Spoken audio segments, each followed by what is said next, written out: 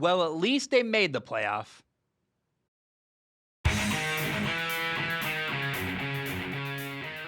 Oh my goodness. Good morning, good afternoon. Whatever it is for you, I hope you're having a fantastic day. My name is Zach Schaumler. This is Strong Opinion Sports, episode 436. Welcome in. I guess, first of all, Happy New Year. I had a great New Year today. I discovered a new YouTuber named, I want to get his name right, Whistlin' Diesel. And I'm not going to lie, I haven't laughed out loud as much as I have watching his channel. It's been a long time since I laughed like that. And watching him try to destroy his Toyota Hilux, like he just destroys trucks, and it's really funny. So look up Whistlin' Diesel if you are a person who, now, he's terrible for the environment. It's like the most least environmentally friendly channel I've ever seen. But it is, oh my God, it is fun. And New Year's in Hawaii was, it was crazy. I was standing on top of my building because we got like a flat roof, you can stand on top of it. And there were like 7 different, independent, separate from each other, different fireworks shows going off at midnight. And it was just like all around me constantly. It was very loud. The sky was lit up like the craziest thunderstorm you've ever seen. It was really, really cool to see. So I had a great New Year. I hope you did as well. Now, the football games, I'm like cringing if you're listening. Let's talk about college football. There are 3 reasons I watch college football, and I'm a bit weird. I do not have a favorite team. So, number 1, I love seeing future NFL quarterbacks, and for me, it's about seeing which guys emerge and who will become the quarterbacks of the future in the NFL. Then number 2, every weekend there's a couple really good games, whether it's every week there's an upset or a great matchup or a game that goes down to the wire. They're close, tense, fun, exciting. That's something I love about college football. And then number 3, the whole year builds to answering the question, who will get into the college football playoff? And usually it's Alabama and then 3 other teams. And we're like, well, we know Alabama's getting in, so who else is getting in? This year, the dominant team was Georgia. So we just had the, round 1 of the college football playoffs. And what happened was not surprising. It was just very disappointing. And I was hoping that maybe the underdogs could challenge the top. And no, not at all. Alabama beat Cincinnati 27-6. Georgia dominated Michigan 34-11. So I guess it's cool that Michigan and Cincinnati made the playoff for the first time, but they were not competitive at all. And in the Cotton Bowl, Alabama beat Cincinnati 27-6. I actually thought Alabama could have won by more. It's kind of weird that you watch a team dominate another football team and feel like they're actually not making the right calls from a coaching standpoint. Like, who am I to criticize Nick Saban? That's not what I'm doing at all here. But it was weird. I kept thinking, and maybe I'm criticizing Bill O'Brien, the offensive coordinator. I kept thinking, why is Alabama throwing so often? Like, why are you throwing the ball at all? Cincinnati actually played some pretty good coverage, and Alabama's offensive line was dominating. Basically, when Alabama would throw the football, it helped Cincinnati. It's like the only thing that Cincinnati had a real chance to stop. And I felt like if Alabama literally ran the ball every single play and maybe 1 or 2 times a drive, ran hard play action, took a shot vertically, I thought Alabama could have put up like 40, 50 points. Now, as it worked out, Brian Robinson, Alabama's running back, ran 26 times for 204 yards. Alabama had a total of 301 rushing yards on the day. But I'm not kidding. I think Alabama could have run for 400, maybe 450 yards if they really just only ran the football. I was sitting there kind of going like, why are you throwing the ball at all on first down? You don't need to. You're getting like 6 yards a pop. Now, Alabama's quarterback, Heisman Trophy winner Bryce Young, played very, very well. He had 3 touchdown passes. And I thought Bryce Young outplayed Cincinnati's quarterback, Desmond Ridder. Although I will say, let's acknowledge Alabama has a better football team, a better roster. He has more help for sure. And Desmond Ridder, I thought, could have got more help from his receivers a couple times. He had some passes tipped at the line of scrimmage. But while both are NFL quarterbacks, I'm much more excited to see Bryce Young in the NFL than I am Desmond Ridder. Desmond Ridder's like a late first-round pick, maybe a second-round pick, and we'll see if he can develop into a starting quarterback and a franchise quarterback. Where Bryce Young, this dude's so dynamic, and he's a future top 5 pick where the difference, it's not that big of a gap, but Bryce Young's a top 5 pick where Desmond Ritter's going to be a late first round, early second round pick. Now, I was afraid this game would be a blowout. Alabama got the ball first, and right before the opening kickoff, I remember thinking like, kind of cringing, saying, this feels risky, and I don't like this. And then I thought, well, what if Cincinnati went on offense first and had to go up against Alabama's defense? And they go 3 and out. So I realized there's no good option here. It's a mismatch no matter how you start the game. Like Cincinnati's just overmatched, and they're going to need a lot of things to go right in order for them to win. And all game I was sitting there waiting like, is Cincinnati going to get a big play and steal a cheap touchdown here or there? And it never happened. They never really got a break, and the game was really never... I mean, I will say, if I can say anything positive about Cincinnati, I would say that they did better than Michigan. Cincinnati made me think for a brief moment. Even when they were down 17-3, they got the ball to start the second half. I was like, okay, they're in this game, and if they get a big play here, they could really like make it a one-score game and keep it interesting. And for a moment, I thought Cincinnati had a shot, whereas watching Michigan and Georgia, Michigan just got dominated and, frankly, embarrassed. It was not a fun game at all. Georgia led Michigan 27-3 at halftime. It was awful. They led 34-3 in the fourth quarter. Finally, Michigan got a touchdown with 4 minutes left. They also got stopped, by the way, in 4th and goal. Like, Michigan just could not get anything going on offense, and I really kind of wish we would have gotten to see Ohio State's offense against Georgia's defense. That would have been a really interesting matchup to see if Ohio State could have challenged Georgia's defense. But look, Michigan deserved to be there. They won the Big Ten title, as weird as that is, although I don't know that were they the better team than Ohio State? Like, these debates are weird. And honestly, you know, this weekend was the best argument you could ever possibly make for expanding the college football playoff, because the 2 best teams got in and made it, sure. Although, like, they played, you know, the most recent game that Alabama played before this weekend was against Georgia. They you know, Alabama beat Georgia. They have to play this weird intermediate game to prove their worth or something against a bad football team so they can play each other again in the national title. It's like, it feels like charades. Like, what are we doing? Why even have these games that are meaningless? And I mean, they're not meaningless, but they're not competitive. They're not interesting. It feels token. Like we're doing it to say we did it rather than because it's really to figure out who the ultimate best football team is in America. I don't know if that makes sense, but I really would like to see the college football playoff expanded, and some of these bad bowl games that are getting canceled and have teams pulling out or this or that. I think, frankly, like you would take things a lot more seriously if you knew you had a shot at a national championship, and maybe players would take protocol more seriously. Maybe you would do different things. Like I really think the bowl games are getting less and less interesting. This is by far the least interested I've ever been in non-college football playoff bowl games, and it's really getting to the point where you only watch the bowl game if your favorite team is playing. Because I as a objective third party, I'm like, I don't want to watch Oklahoma destroy Oregon. Like things like that. I'm like, I don't care. And teams are pulling out, and I just really, really, really can't say enough how much I want 8 teams in a college football playoff where we're still going to have teams blow out other teams. But I mean, what if we had Georgia play? I'm trying to think. Maybe a better one. But what if we had Cincinnati play Michigan? What would have happened there? That would have been actually an interesting, fun matchup, and we could have got Georgia against Ohio State. And I want more teams in because I want better football games. And this weekend was an example of maybe the flaws of having only 4 teams in, and including the 2 best that are like head and shoulders above everybody else. Plus, let's be honest, the very best, if they have to play 3 games to get to, you know, or 2 rounds before the national title, that's 2 opportunities to slip up rather than just 1. And you never know. If you get more games going, maybe a team like Alabama, who is way better than their competition, has an off night, loses a game, and doesn't make it to the national title. So I want to see a expanded college football playoff, and I want, if nothing else, I just want more interesting football games than 2 blowouts and what felt like kind of a wasted weekend in college football.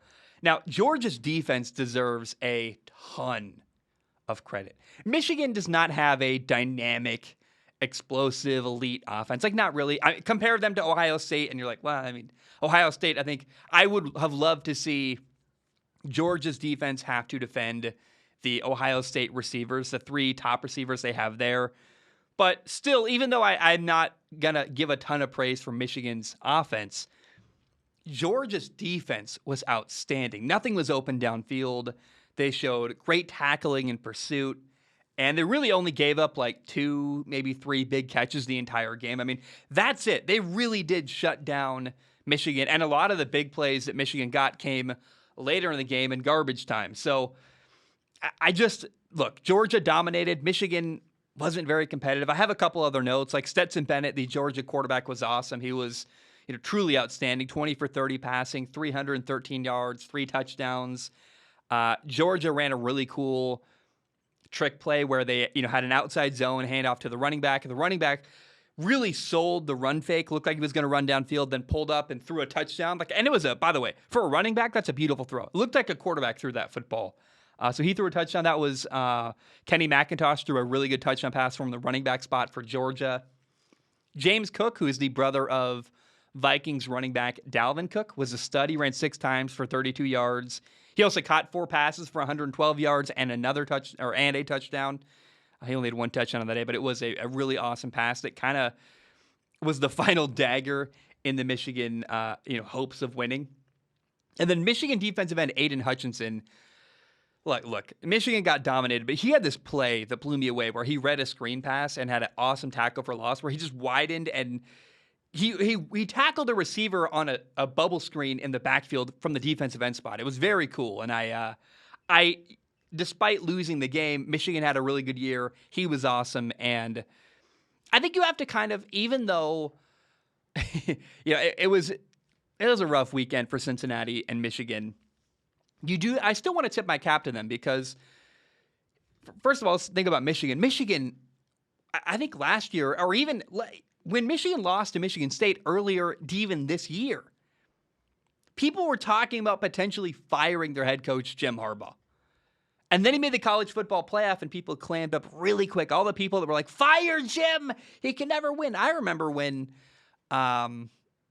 when they lost. And I was like, let's not fire the guy, but let's acknowledge what he is. He's not a guy who's going to consistently win these big games. And he actually, I thought, proved me wrong to some degree by beating Ohio State and winning the Big Ten title.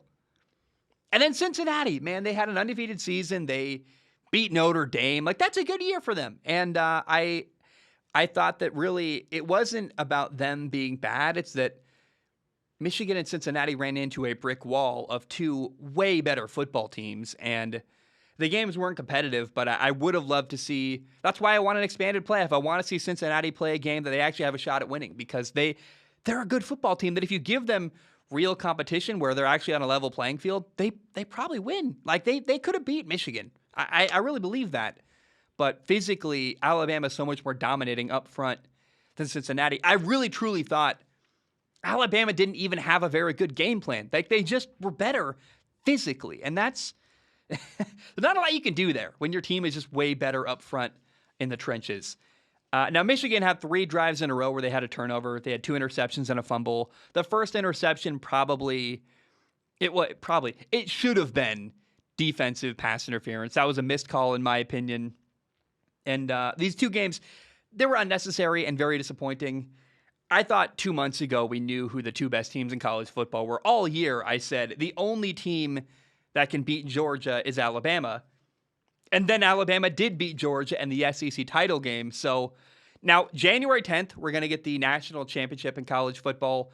It's a rematch for the national title, which means that it's not just a rematch of Alabama against Georgia, the rematch of the SEC title game. It goes back to January 2018 when Tua Tagovailoa threw a long touchdown to Devontae Smith for a touchdown to win the game, when Alabama beat Georgia in that national championship. And it's going to be awesome because Alabama is the only team all year that really stood up to Georgia and challenged them and also beat them. Bryce Young's the only quarterback who actually was successful against Georgia's defense all year long. And so I personally cannot wait for this game. January 10th, national title game coming up. It's going to be awesome. And really the only thing left I want to say is that And this is a crazy thing. I heard this during the game, and I was like, that's true, isn't it? That's unbelievable. Every single recruiting class Alabama has had under Nick Saban since 2007 all the way through this year, 2021. Now we're in 2022, obviously, but this is the 2021 season.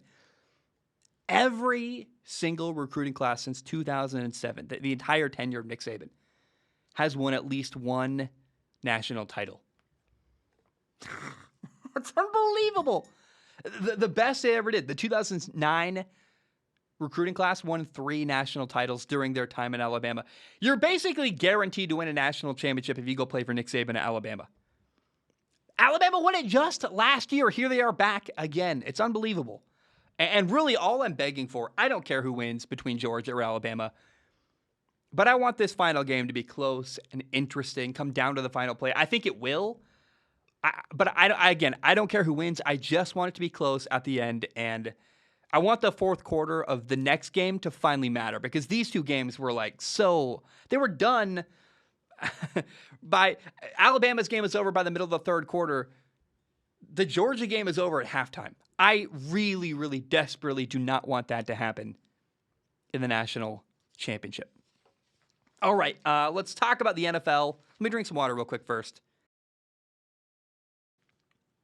We have reached NFL Week 17, and there are 7 games I'm excited for, and then 3 games that I find interesting that are going to have playoff implications. So I really have no idea how the Rona is going to impact this week, because it's tough. Like, anything can change at any time. I could wake up, this will come out Saturday morning. Maybe the minute this post, you'll find out, hey, half the NFL tested positive and they're not going to play. I really have a hard time doing this kind of content, because it's all up in the air. You don't know, but I still can talk about the storylines and the implications of what will happen. So, number one, the game I'm currently most excited for this weekend is Kansas City at Cincinnati. KC is 11-4. They have clinched the AFC West. They are currently the number 1 seed in the AFC. Cincinnati is 9-6. They are first in the AFC North. They're trying to win their division. This is a massive, massive game for Joe Burrow and the Bengals. Joe Burrow last week threw for the 4th most passing yards in a single game in NFL history, 525 yards passing. KC has a great defense, so that's going to be an awesome matchup. Kansas City's defense against Joe Burrow. Plus, on top of that, hey, it's Joe Burrow and Patrick Mahomes. That's going to be awesome. I can't wait. I really think this could be the most exciting game of the weekend. I'm very hopeful here, and if anybody wins by a lot, it probably will be Kansas City, because it would be their defense having a really good day against Joe Burrow. And, I think both offenses are fun, but KC's got a better defense. Now, game number 2, it's Miami at Tennessee. The Dolphins need to keep winning. They're 8-7 right now. They've won 7 straight games. They are currently, if the playoffs started today, would make it in. But Titans quarterback Ryan Tannehill, do you remember? Because I remember. He started his career in Miami. He failed, and everybody blamed Ryan Tannehill, and I at the time was like, oh, Adam Gase got screwed over. He had a bad coach. And we learned since then, no. Ryan Tannehill was not the problem in Miami. It was the idiot coach, Adam Gase, because we saw Adam Gase with the Jets, and oh boy, he ruined years of the Jets organization.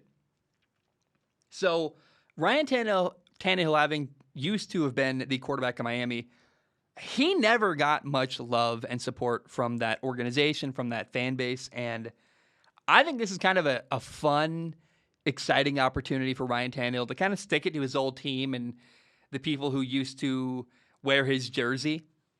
And I wonder how Tua's going to play. It's Miami's current quarterback against their former quarterback, the guy they replaced their former quarterback with. And so Miami and Tennessee should be a very fun, interesting matchup. And this is a game that Miami needs to win, and it's a great opportunity for Tua to show the world, hey, I know people don't think highly of me, but if he makes a couple plays here and they win this football game, that would be really, really good for the perception of Tua and how he's viewed across the league. Number 3, the Cardinals at the Cowboys. Oh, baby. This is two playoff teams. But Arizona, by the way, they've lost 3 games in a row. Arizona was once 10-2. They've fallen to 10-5. It's not good. This is for sure, a prove-it game for Arizona. They have to show, hey, if you want to win a Super Bowl, you got to be able to compete and win games like this. And it kind of goes both ways, because for Dallas, it's a chance for them to show that they should be a Super Bowl favorite. So I'm very excited. This game has a ton of potential to have a playoff-like atmosphere, and I'm very, very excited. How is Dak Prescott going to play? Dak Prescott, can you show me that you are a quarterback who is capable of winning in a really big moment and maybe winning a Super Bowl? Like, that's what I want to see from Dak in this football game. And I think I actually find myself rooting for the Cowboys, because I would really like it if the Cowboys could be a team that has a legit shot at a Super Bowl. And I want to be able to believe in them going into the playoffs. And this is an opportunity for the Cowboys to show me how good they really are. Number 4, the Raiders at the Colts. The big question is, will Carson Wentz, their quarterback, play in Indy? I think Carson will play. He's going to test, and 5 days will be up Saturday. So what? We'll see what happens. If Carson does not play, then rookie quarterback Sam Ehlinger will start for Indy. That doesn't feel good. I think Carson's going to play. I hope he does. The Colts are 9-6 right now. They are currently the number 5 seed in the AFC. They need to win this football game, so they need Carson to play, and I think he's going to. Number 5, it's Houston at the 49ers, and I believe what we're going to get in this football game is a battle between 2 rookie quarterbacks. It will be 3rd-round pick Davis Mills against number 3 overall pick Trey Lance. So Jimmy Garoppolo, the 49ers starting quarterback, the usual starting quarterback, I think hopefully not for long. They did draft Trey Lance to eventually replace him. It's taking a long time. But Jimmy G has a tear and a fracture in his right thumb, which is his throwing hand. I don't even know how Jimmy Garoppolo could play. Like, I certainly couldn't throw a football if I had that kind of problems with my throwing thumb. It'd be one thing if it was on his left hand and his non-throwing hand, but I will be absolutely shocked if Jimmy Garoppolo plays in this football game. And my fear is that, honestly, I think Davis Mills, the rookie quarterback, 3rd-round pick at Houston, I think he could massively outshine 49ers rookie quarterback Trey Lance and make the 49ers look bad. I think he might make the 49ers look like they drafted the wrong guy. Now, it's way too early to make that call. We'll know that really in 2 years from now when there's been enough time for them to develop. But I'm telling you, if Davis Mills looks really good and Trey Lance looks really bad, you're going to see Twitter and social media go, oh, the 49ers are terrible. They're idiots. So, hey, listen to me now. I'm telling you before it happens, because I think it's going to probably happen, actually. Davis Mills is really good. I've never seen a rookie quarterback play as well against Bill Belichick as Davis Mills did. It's unbelievable to me. I think he's actually the future franchise quarterback in Houston. I think Trey Lance could be a franchise quarterback too, but he's in a different spot in his career. He needs time to develop. It's his first ever NFL start, and we're not going to know about Trey Lance until probably the end of next year. Not really. So do not overreact to this football game. And in fact, I expect Davis Mills to massively outshine 49ers cornerback Trey Lance. Number 6, Sunday Night Football. It's the Vikings at Packers. It'll be January in Green Bay at Lambeau. It'll be a fun atmosphere, but Vikings quarterback Kirk Cousins is not going to play due to the Rona. So Green Bay should win easily, and I don't really care beyond that. I think Green Bay is going to win this game, and I'll watch because it's fun. I like Lambeau Field in January, but I'm not expecting much from this football game. Number 7, Monday Night Football. It's the Browns at the Steelers. Another game I will watch because it's a nationally televised game, and I should watch it. And likely it's Big Ben's final game in Pittsburgh, but the Browns are 7-8. Pittsburgh is 7-1. Neither team, I think, is going to really have a shot to make the playoffs. And so I'm just I don't care. It's Monday Night Football. I will watch it, but the broadcasting is going to be bad. The quarterback play is going to be bad. I don't care. But I will say, in spite of all that, this game could be really close and interesting. Maybe it's going to come down to the final play or something. So that's the the carrot on the end of the stick I'm hoping happens on Monday night, and I hope it's a good game. Because if it's not a good game, it's going to be a really, really tough watch to watch a meaningless game that's also not interesting and bad. Okay, there are 3 more games that I think are important. So number 1, the Eagles at Washington. The Eagles are 8-7. They are trying to hold on to the number 7 seed in the NFC, and it's a must-win game for Philadelphia. Now, Broncos at Chargers. LA, the Chargers are 8-7. The best they can do is finish the year 10-7, and I think that's going to be too little too late. Like, even if they win their next 2 games, I don't think they're going to make it into the playoffs. But regardless, it's a must-win game for Justin Herbert and LA, and keep your eye on them. I'm curious how they handle the pressure there, but the pressure was on last week, and they needed to win last week too, and they just it's really bad. Like, I think the Chargers are going to miss the playoffs, and we're going to look back at losing to that Houston team last week and go, that's the game that cost you your year. Then you have the Rams at Baltimore, the Ravens. The Rams are 11-4. They are trying to clinch the NFC West, and the Ravens are 8-7. This game, I think, means a little bit more to Baltimore because they're the number 8 seed in the AFC. They're literally trying to keep their playoff hopes alive, whereas the Rams, they're made it in. Like, I'm not saying that they're going to take it easy. In fact, they're a better team. I think the Rams are going to win this football game. But it does matter more to the Ravens because they're fighting to stay alive, where the Rams are like, we already made it in, and we don't even know that. I think the Rams could lose, and the Cowboys could dominate Arizona, and then the Rams could clinch the division that way too. So you never know. Now, either way, if the Ravens want to make the playoffs, they need to either win the AFC North or get a wild card spot. They have to win this football game. And their quarterback, Lamar Jackson, has not practiced since Wednesday when he had a really bad limp, and I don't think he's going to play. So Tyler Huntley's going to play and be their starting quarterback. Remember, he's played really well. He's a backup quarterback. I think he's the perfect backup quarterback for Baltimore. And I'm hopeful because Tyler Huntley has shown us multiple times earlier this year he can play and win a big game and play really well. So this game could be really fun and interesting because you got a Ravens team that's very hungry and desperate to stay alive, and a Rams team that, you know, they're not playing for as much. And I'm interested in this, but I do think the Rams will win this football game on Sunday. Guys, that is all I have. I love you. I appreciate you. Until next time, have a great day. Happy New Year. Hope you had a good one. And Whistlin' Diesel. It's a really, really funny YouTube channel where this guy, I think his name's Cody. He just destroys trucks. I don't even know what to tell you. It's like,